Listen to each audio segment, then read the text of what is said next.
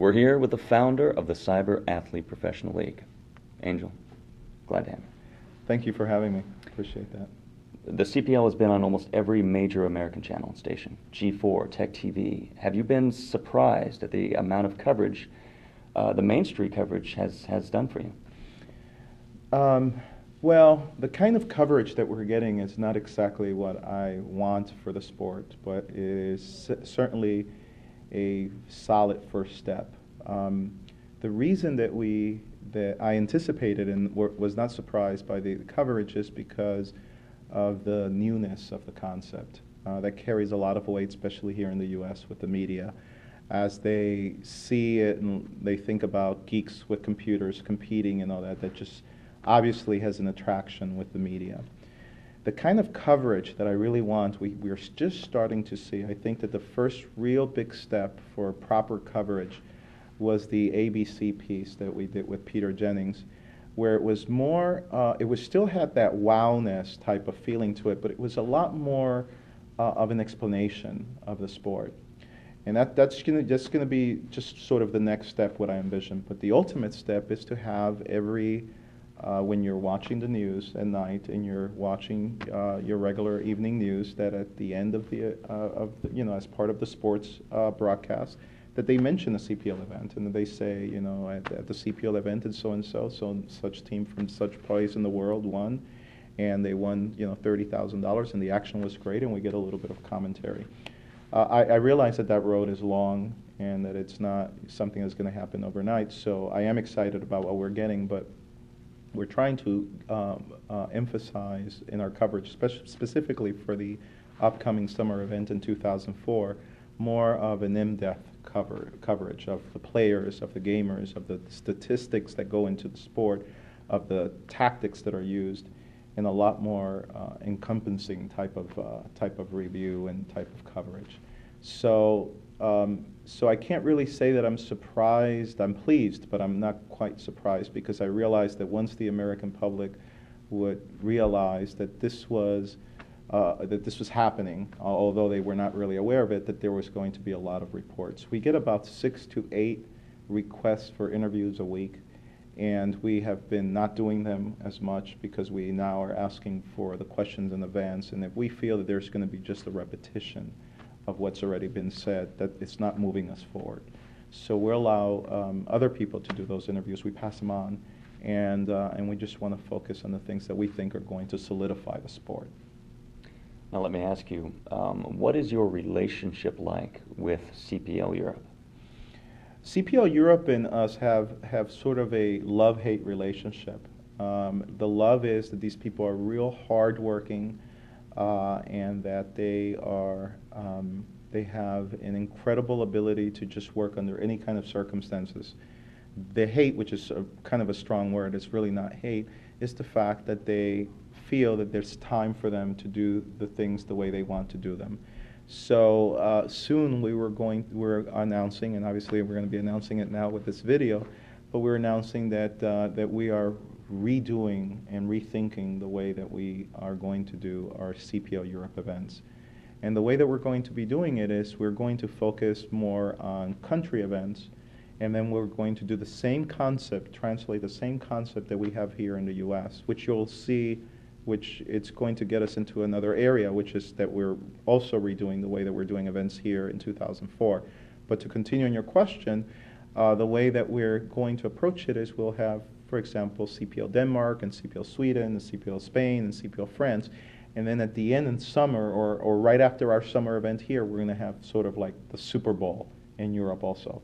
So culminating in a very large event. That really is the program. The organizers of CPL Europe may or may not be interested in this new concept. So if they're not interested, we're going to do it otherwise. Their contract with us expires on December 31st, and they have asked not to renew the contract because they want to emphasize their own online league that they're doing, and they want to concentrate on their own projects, and that's perfectly fine. There's really no hate in that sense.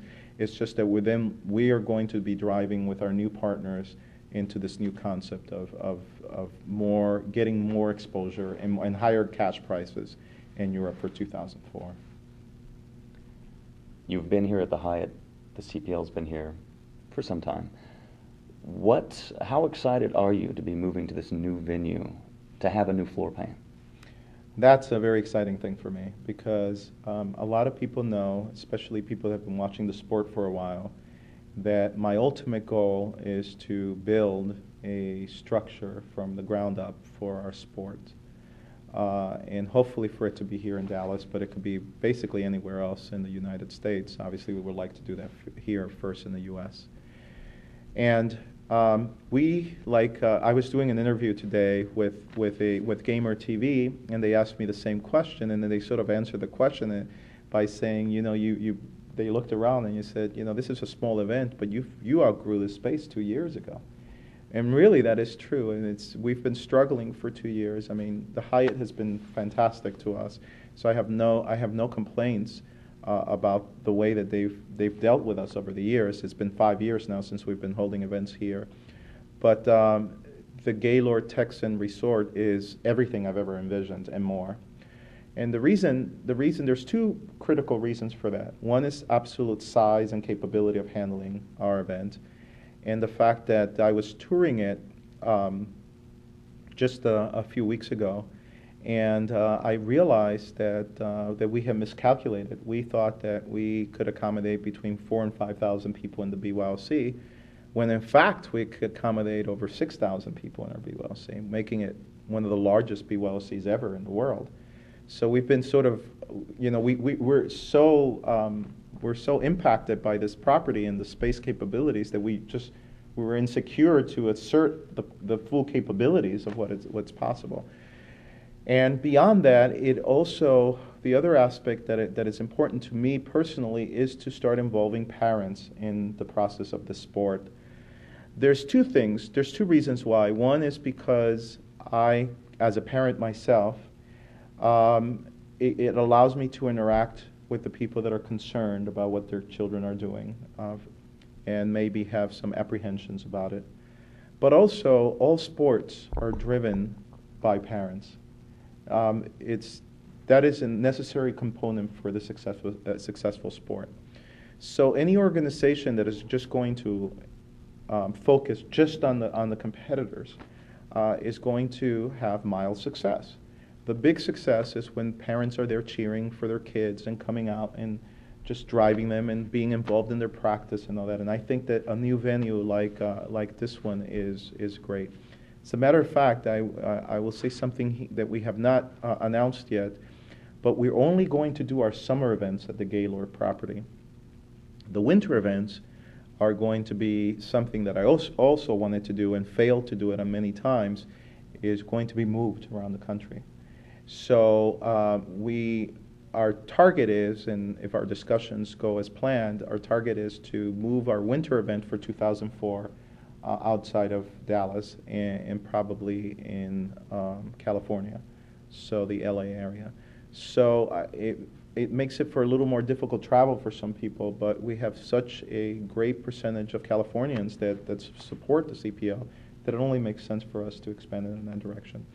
So to summarize my answer about your question, and I'm very, very excited about the new property. We have a long-term contract for all our summer events there, and it's everything we ever wanted. I mean, it's a resort. People can water ski, or they can do all kinds of diverse things besides just gaming. So it's just wonderful. It's a great thing, and hopefully it'll bring parents to plan their vacations around a CPL event. There's been a lot of talk about what other games the CPL might embrace. Personally, what are you hopeful for? What would you like to see here at the CPL? Well, when you've been doing this for 6.5 years, you start realizing reluctantly that your opinion should be subjugated to the opinion of the gamers. And we've managed the CPL very tightly for 6.5 years. And, some decisions have been better than others, and we've gotten a lot of criticism every time we turn and we make a left instead of a right. So our backseat drivers are very vocal.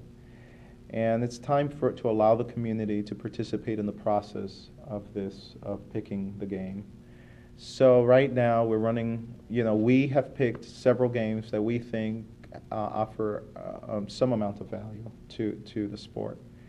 And one of them is Halo. And if Halo does not perform to our capabilities, then we're not going to, continue with it. We're not going to insist that the community plays a game if they don't want to play it.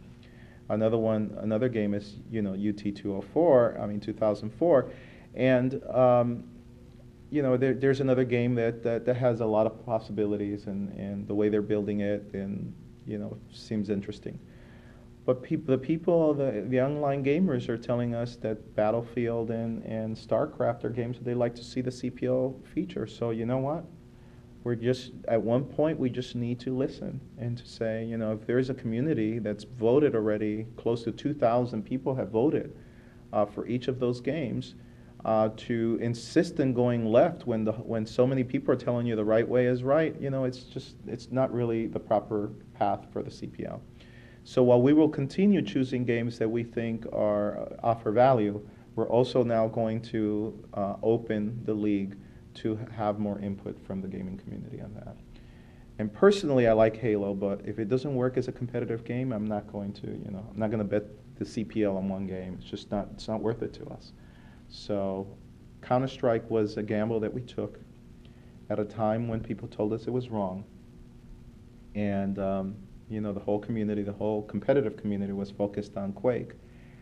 And it proved to be one of the best decisions we made. But I have to tell you honestly that I